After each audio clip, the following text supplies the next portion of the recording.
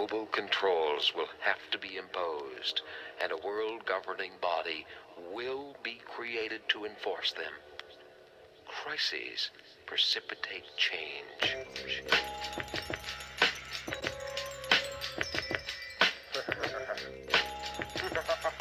Secretly plotting your demise. I want to devise a virus. Hello everyone, Darko 2012 here with Global Government News. I'm covering an article titled "Americans Who Know Their Rights Are the Real Target of Napolitano's, quote, domestic terror warning." And this was written by Paul Joseph Watson on Monday, February 22nd, 2010. And it says, Homeland Security Chief Janet Napolitano cited examples of Muslim extremists in her warning Sunday that domestic terrorists were now as much a focus as international terrorism, but actual training manuals being used by state and federal authorities across America reveal that the primary target of the anti-terror apparatus hits a lot closer to home. Americans who turn to terrorism and plot against the U.S. are now as big a concern as international terrorists, Homeland Security Secretary Janet Napolitano said Sunday, reports the AP. And it goes on and says, in the last year, Napolitano said she's witnessed a movement from international extremism to domestic extremism, cases in which Americans radicalized and decided to plot attacks against the country. However, Napolitano's comments were clearly crafted to appeal to some on the right who claim that the Obama administration, despite its clear intensification of Bush's war on terror with more raids into Pakistan and new targets in Yemen, has been soft on terror, with the DHS Secretary listing examples of Muslim Americans who have allegedly planned terror attacks, but not without aggressive prompting by FBI informants in almost every case. In reality, as leaked state and federal documents illustrate, the primary focus of the war on terror is aimed at American citizens who exercise or merely show an interest in their own constitutional rights. As President Obama's would-be TSA head and former FBI agent Errol Southers stated last month, white Christian anti-government types are now the primary target of suspicion for authorities. In a video posted to YouTube, Southers outlined how the government and the TSA has to pay attention not to Muslim terrorists, but to, quote, anti-government, anti-abortion, survivalist types who are Christian identity-oriented. As we have exhaustively documented for years, even if there were cells of Muslim terrorists planning to bomb airliners, the federal government is far more concerned with what politically active conservatives and libertarian Americans are up to. This was illustrated again earlier this month with a story concerning South Carolina's Subversive Activities Registration Act. And if you don't believe me, here's the article. I posted a video on this. It says, think government is corrupt, you may face 10 years in jail. And you subversives to register with the authorities or do hard time.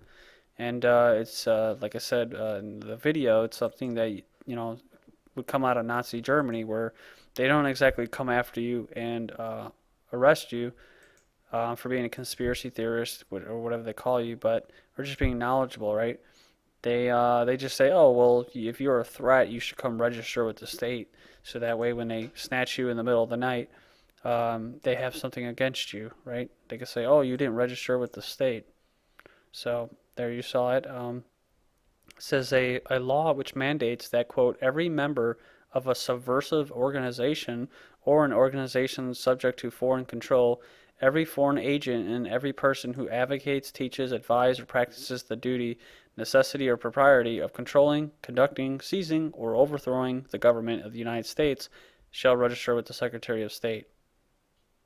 And it says, under the sweeping terms of the law, members of tax protest organizations, the Tea Party movement, and the states' rights movement based in South Carolina are all domestic terrorists if they fail to register their dissent with the authorities.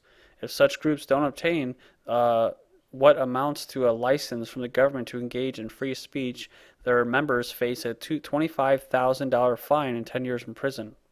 Leaked state and federal documents produced since the early 90s have routinely labeled politically active Americans, or merely those cognizant of their constitutional rights, as the main domestic extremist threat. So yeah, if you're aware of your rights and you're aware of the basic law of the land, the supreme law of the land, the Constitution, which overrides everything, and you stick with that, well then, yeah, you're an extremist because we're living in a world now, or living in a country now where the Constitution is no longer the supreme law of the land. So it says here an infamous leaked report distributed by the Missouri Information Analysis Center, or MEAC, last year listed Ron Paul supporters, libertarians who displayed bumper stickers, people who own gold, or even people who fly a U.S. flag, and equated them with radical race hate groups and terrorists.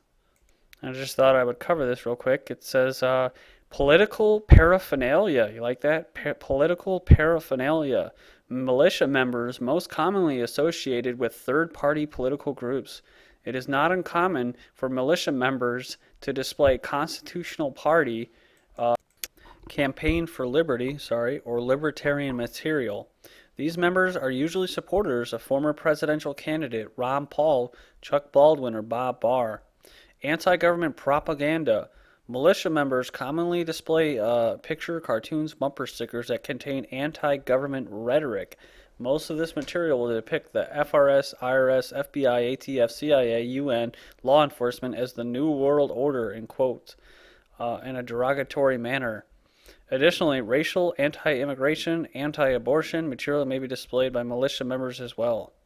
And so, this is the cover pages.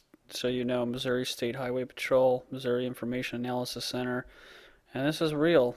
And it talks about, how we talk about the New World Order and that, and all conspiracy theorists and rhetoric and all that stuff. So, and just moving on here, it says the 2009 Virginia Terrorism Threat Assessment produced by the Virginia Fusion Center smeared anyone who is, quote, anti-government, anti-abortion as potential terrorists, equated people who enjoy rifle shooting practice and hunting with terrorists, and demonized the use of the internet and websites like YouTube, Fark, Slashdot as a terrorist tools. The use of e-protests is also talked about in the context of terror. And I'll post the link for this. There's the cover of it, but like I said, I'll post the link so you can check this out. It says the document also discusses, quote, special interest groups who, quote, incorporate a political message in its section about domestic terrorists, which could be defined as any mildly political organization whatsoever.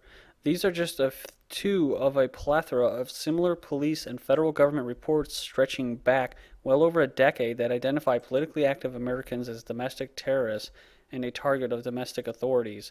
The American people are clearly being prepared for more, quote, homegrown false flag terror attacks on soft targets in order to smooth the rollout of stifling airport security measures on the streets. And of course, we're talking about the intelligence agencies, U.S. intelligence agencies, their little patsy, their little informant who they were working with, the Christmas Day bomber, and the body scanners that came after that. And then now you have Mr.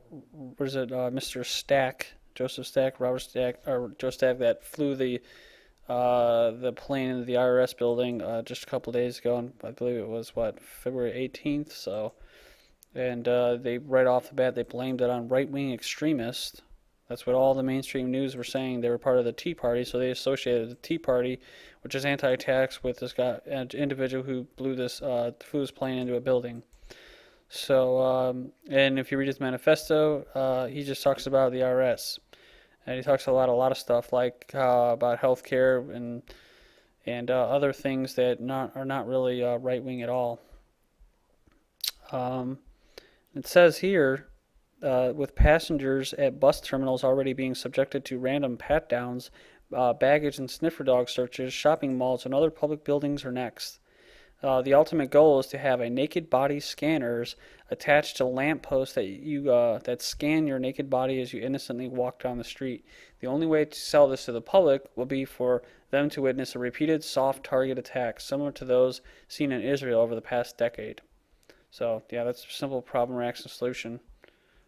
Where they create the problem, they use the media and hype it up and influence the reaction, and then they have their little solution in the wing and all packaged and ready to roll out to the American sheeple, and they will willingly accept to give up their freedoms for more security. Thank you.